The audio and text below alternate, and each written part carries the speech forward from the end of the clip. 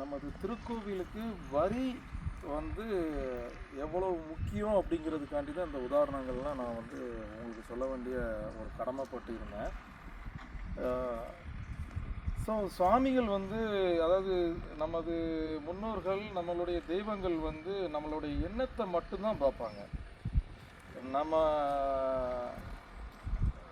எந்த அளவுக்கு தெய்வத்தை நம்பி வாரோம், எவ்வளோ பாசிட்டிவ் எனர்ஜியில் வரோம், எவ்வளோ அழகுபடுத்தி பார்க்குறோம், இந்த எண்ணங்களை வந்து சாமிக்கு ரொம்ப பிடிக்கும். அதோடைய ஆனந்தம் வந்து வேறு லெவலில் இருக்கும். அந்த ஆனந்தம் எல்லாத்துக்குமே நம்மளுடைய ஊரி சோமலிங்க சுவாமி, பிரம்மசக்தி அம்மா அத்தனை பேரும் அருள் பாலிச்சுக்கிட்டே இருக்காங்க. நான் பார்த்துக்கிட்டே இருக்கிறோம். நிறைய பேருக்கு ஒவ்வொரு பிரச்சனைகள் இருந்துக்கிட்டே இருக்குது. இது அத்தனையும் இந்த வருஷத்தோட சரியாயிரும் அப்படி பார்த்தீங்களா? எவ்வளோ அழகாக உத்தரவு கிடைக்கி. இந்த வருஷத்தோட சரியாயிரும் சொல்கிறேன், உத்தரவு கொடுக்கு சாமி. இதுதான் நம்ம கோயிலில் உள்ள பெரிய அதிசயம். இந்த வீடியோ பதிவு பண்ணும்போது ஒரு 2 இடத்துல ஐயா உத்தரவு தந்துக்கிட்டே இருக்கார். எப்படி உத்தரவு தந்தார்னா, இந்த ஆணாக இருந்தாலும் சரி பெண்ணாக இருந்தாலும் சரி, நம்ம குழந்தைக்குன்னு ஒரு வரி அப்படின்னு நம்ம சொல்லும்போது ஐயா அங்கேருந்து உத்தரவு கொடுக்காரு. அதுதான் விஷயம். இந்த இடத்துல இன்னைக்கு இந்த ஒரு வீடியோ பதிவு பண்ணணுங்கிற நோக்கத்தில் நாங்கள் வரல. சுந்தர் அண்ணங்கிட்ட வந்து தொலைபேசியில் தொடர்பு கொள்ளும் போது அண்ணன் வந்து 2 மாதம் இங்கே உட்காந்து இந்த சாலை பணிகளை அவ்வளோ அழகாக சீரமைச்சு கொடுத்தாங்க. அந்த அண்ணனை வந்து எப்படி பாராட்ட, எப்படி அந்த சாமி வந்து கொடிகட்டி பரப்பாயா நீ அப்படின்னு சொன்னதுக்கு காரணம் அந்த எண்ணங்கள் வந்து, அதாவது ஒரு சின்ன ஒரு உதாரணம். இந்த நத்தகுளத்தில் அந்த எண்டில் அந்த சாலையில் ஒரு பைப் குழாய் உடைஞ்சிட்டு, உடனே பஞ்சாயத்து போர்டுக்கு தொடர்பு கொண்டு, பால்ராஜ் மூலமாக நம்ம தொடர்பு கொண்டு அதுக்குரிய பணிகளை இம்மீடியட்டாக ஸ்டார்ட் பண்ணி அதை சரி பண்ணோம் அந்த குழாயை. ஏன்னா அது 6 மாதமாக உடஞ்சி கிடக்கு. தண்ணி ஃபுல்லாக வெயினாக போயிட்டுருக்கு. முத்துகிருஷ்ணாபுரம் சின்னந்தோப்புக்கு தண்ணியே வரல. அதுவும் ரொம்ப லோவா டேங்கில் ஏறிட்டுருக்குன்னு சொல்கிறாங்க. ஸோ அன்னைக்கு ஒரே நாளில் நம்ம பால்ராஜ் மூலமாக உடனே ஆளை அனுப்பி விட்டாங்க. டக்குன்ட்டு அந்த இடத்துல பைப்பை வந்து உடனே சரி பண்ணாங்க. சரி பண்ணும்போது அந்த சுந்தரனை அவங்க எண்ணத்தை பாருங்களேன். அங்கேருந்து 1 கிலோமீட்டர் கோவில் இருக்குது. அந்த சாலையில் இருந்து கோவிலுக்கு ஒரு 1 கிலோமீட்டருக்கு நான் பைப்பு பயிற்சி தரோம், அப்படி கோயிலுக்கு இந்த பைப்பை கொண்டு வர முடியுமா அப்படின்னு கேட்காங்க. எனக்கு அப்படி மெய் சிலுந்துட்டேன். அந்த எண்ணம் இருக்குது பார்த்தீங்களா, இதுதான். இந்த எண்ணத்தை தான் இறைவன் பார்ப்பார். அதாவது எனக்கு அது தோணலை. அவங்க ஏதோ சரி பண்ணுறாங்க, நம்ம சரி பண்ணுறோன்னு தோணுது. அப்போது அந்த நம்ம அண்ணன், அந்த சுந்தரனை அந்த இடத்துல அதுதான் அந்த தலைமை பண்பு அப்படின்னு நம்ம சொல்லணும். இந்த இடத்துல அதில் நம்ம கடமைப்பட்டிருக்கோம். அதாவது பெருமையாக சொல்கிறேன்னு மட்டும் நீங்கள் நினச்சிட வேண்டாம். அதாவது ஒவ்வொருத்தருடைய பெருமைகளையும் சொல்ல வேண்டிய கட்டாயம் வந்து இருக்குது. அந்த இடத்துல அந்த எண்ணத்தை தான் சாமி பார்க்கும். அந்த எண்ணம், அந்த உயர்வான எண்ணங்கள் நம்ம சரி பண்ணுறதோடு நிற்காம, கோவிலுக்கு அந்த பைப்பை போட்டு இங்கே நாங்கள் குழாய் போட்டு தரோம், அங்கே தண்ணி நீங்கள் கொடுத்துடலாமே, உடனே அவங்க அந்த ரிப்பேர் பார்க்குறவங்க சொன்னாங்க உடனே செய்யுங்க நாங்கள் கொடுக்குறோம் அப்படின்னாங்க. இதுதான் தெய்வ அருள் அப்படிங்கிறது. அந்த எண்ணம் வந்துச்சு பார்த்தீங்களா? இந்த எண்ணத்தை தான் சுவாமி வந்து, தெய்வங்கள் வந்து நம்மளை வந்து கணக்கிடுவாங்க. ஸோ வரி பணத்தை நான் சொல்கிறேன் அப்படின்னு நினச்சி நீங்கள் வருத்தப்பட்டுறாதீங்க யாரும். ஏன்னா அதையும் உங்கள் பாதம் தொட்டு வணங்குறேன். ஏன்னா என்னால் நிறைய தடவை அந்த சங்கடத்துக்குள்ளே கஷ்டத்தெல்லாம் அனுபவித்து நான் வந்திருக்கிறேன். இன்றைக்கி 3 வருடமாக நான் வந்து இந்த ஆலய பணியில் எல்லாத்தையும் ஒன்றிணைச்சி ஒற்றுமையாக ஆக்கி இந்த வருஷம் எல்லாத்தையும் வந்து நிப்பாட்டணும் அப்படின்னு அப்படி சொல்கிற அந்த நோக்கத்தில் நான் பயணிக்கும்போது அதோடைய ஆனந்தம், அதோடைய மகிழ்ச்சி, எங்கேயோ ஒரு 35 கிலோமீட்டருக்கு அங்கே இருக்கக்கூடிய என்னுடைய ஆஃபீஸில் ஆட்டோ பைலட்டில் எல்லா வேலையும் நடக்குது.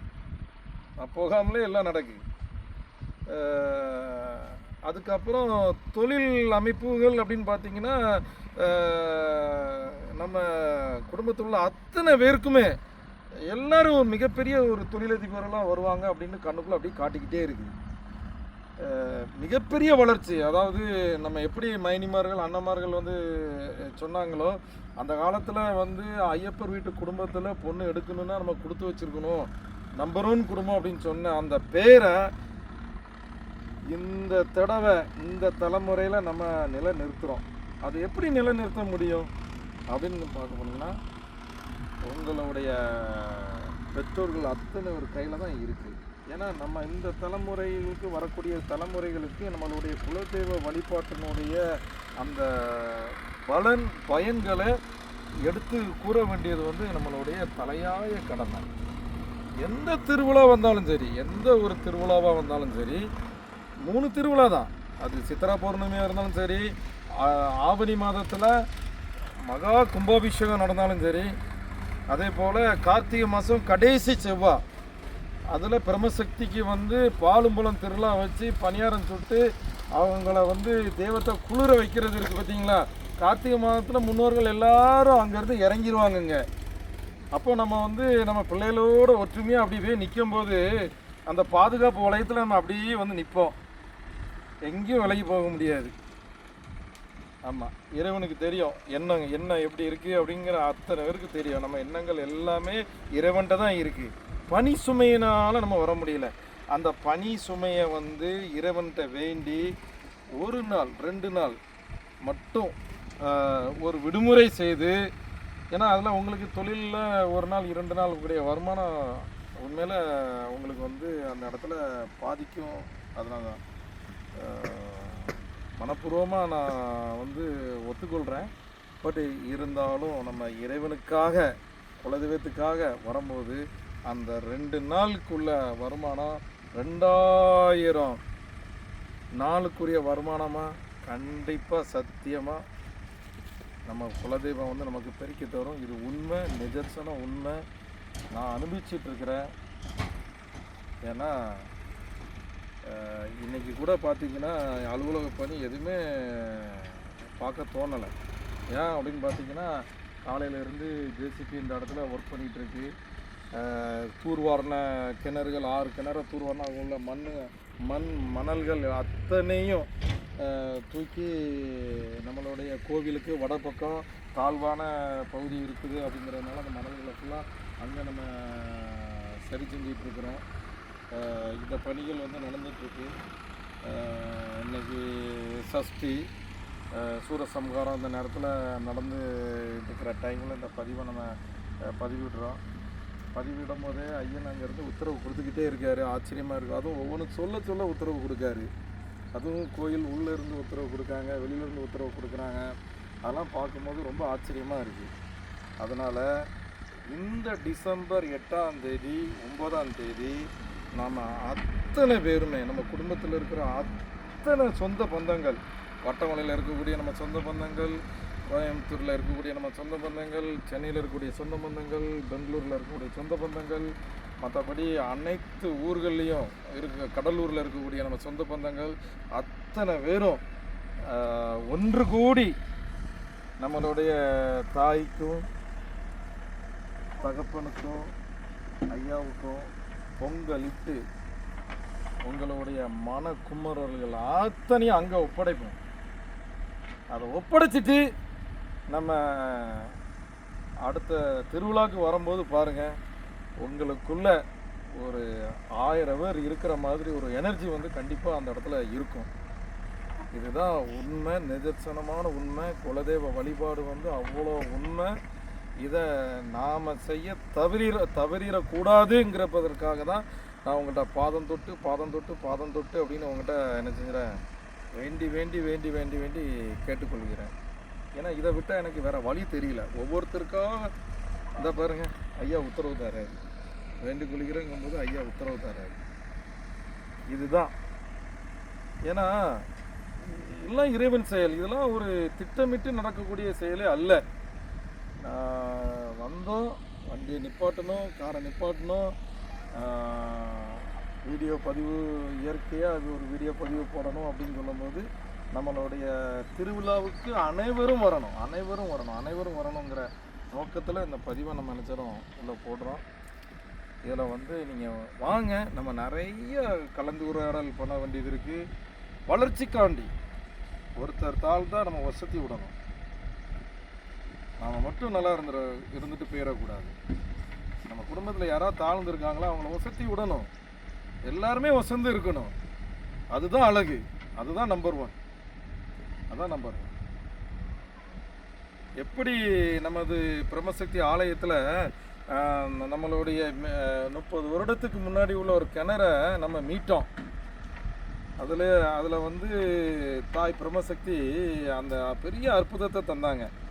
ஐயோ, அந்த மீட்கும் போது அந்த கோட்டைச்சவரை ஒரே நாளில் நம்ம கட்டி முடித்தோம். அப்போது கோயிலில் இருந்து கரண்ட் கட் ஆயிடுச்சு அந்த இதில். அப்போ சுந்தரனை வீட்டில் இருந்து அந்த லைனை போட்டோம். அந்த சுந்தரனுக்கு இருந்த அந்த ஆனந்தத்தை பார்க்கணுமே. தம்பி, கோயிலில் கரண்ட் கட் ஆகிட்டு அந்த சுவரை நம்மளால் உடைக்க முடியல. அந்த மேஸ்திரி இங்கே இருந்து ஒரு வயர் கொண்டு வந்தான் பாரு, என் வீடு வரைக்கும் உள்ளே இருந்து நான் எடுத்து கொடுத்து அதை உடைச்ச பற்றியா அதோடைய சந்தோஷம் வந்து கோடி ரூபா கொடுத்தாலும் அது ஈடேன ஆகாது ஏன்ட்டு அவ்வளோ பெருமைப்பட்டாங்க. ஏன்னா அந்த இடத்த நம்ம கொடுக்கும்போது என்னென்ன மனக்குமுறலில் இருந்தோங்கிறது அண்ணனுக்கு தெரியும். யாருக்கு 30 வருஷத்துக்கு முன்னாடினா அண்ணன் என்ன மாதிரி ஏஜில் இருந்திருப்பாங்க அப்படின்னு தெரியும். அந்த மீட் எடுக்கிறாங்க, அவங்க கள்ளத்தனமாக மீட் எடுக்கிறாங்க. யார்? பக்கத்து வீட்டுக்காரங்க. இன்றைக்கி அந்த இடத்த நம்ம அவங்கக்கிட்ட இருந்து நம்ம மீட் எடுத்துட்டோம். பிரம்மசக்தி வந்து நமக்கு அவ்வளோ சக்தியும் கொடுத்து மீட் எடுத்து தந்திருக்காங்க. அப்படி தரும்போது அந்த சுவரை கட்டின உடனே ஒரு மலை, ஊரெல்லாம் வெள்ளம், தண்ணி அப்படியே இருக்குது. அப்போது முத அந்த கார்த்திகை கடைசி செவ்வாய் நம்ம ஆரம்பித்த திருவிழா வந்து மிக பிரமாண்டமாக ஆரம்பித்த அந்த திருவிழா முடிஞ்ச அடுத்த நாள் வந்து அந்த மழை பெய்ய ஆரம்பிச்சிச்சு. பெய்ய ஆரம்பித்ததில் வந்து பார்த்திங்கன்னா வெள்ளமாக இருக்குது.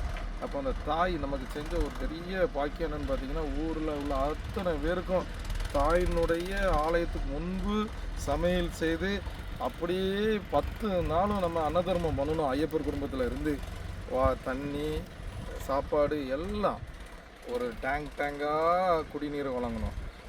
அண்டாண்டாவாக பொங்கி எல்லாம் நம்ம நினைக்கிறோம் 3 வேளை சாப்பாடு. அதை விட ஆனந்தம் தாய் நமக்கு வேறு என்ன ஆனந்தம்? இதுதான். எல்லாரும் நல்லா இருக்கணும் அப்படிங்கிற ஒரு எண்ணத்தை நம்மகிட்ட விதைச்சி அந்த வெள்ளத்தில் நம்மளை பயணிக்க வச்சா பார்த்தீங்களா அந்த தாய். உண்மையில் நம்ம குலதெய்வத்தை நம்ம பாதம் தொட்டு திருவடிகளை தொட்டு நம்ம நினைக்கிறோம், வணங்குறோம்.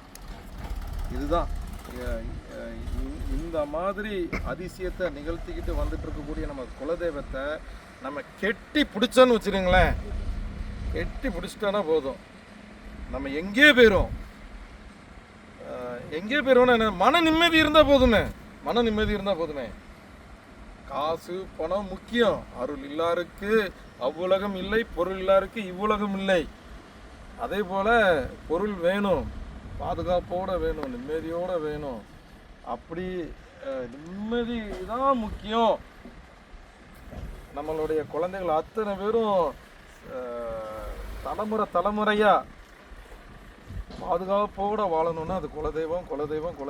அத்தனை திருவிழாவுக்கும் நீங்கள் பெற்றோர்கள், மூத்த அண்ணன்மார்கள், மைனிமார்கள், பெரியப்பாமார்கள், பெரியம்மாமார்கள் அத்தனை பேருமே நீங்கள் திருவிழாவுக்கு வந்து சிறப்பிக்குமாறு பாதம் தொட்டு வணங்குகிறோம். இந்த தடவை நம்ம பிரம்மசக்தி ஆலயத்தில் நம்மளுடைய பெண்கள் அத்தனை பேரும் முளைப்பாரி விரதம் இருந்து அந்த முளைப்பாரியில் கும்மி அடித்து பிரம்மசக்தியை ஆனந்தப்படுத்த போகிறாங்க. அதுக்குரிய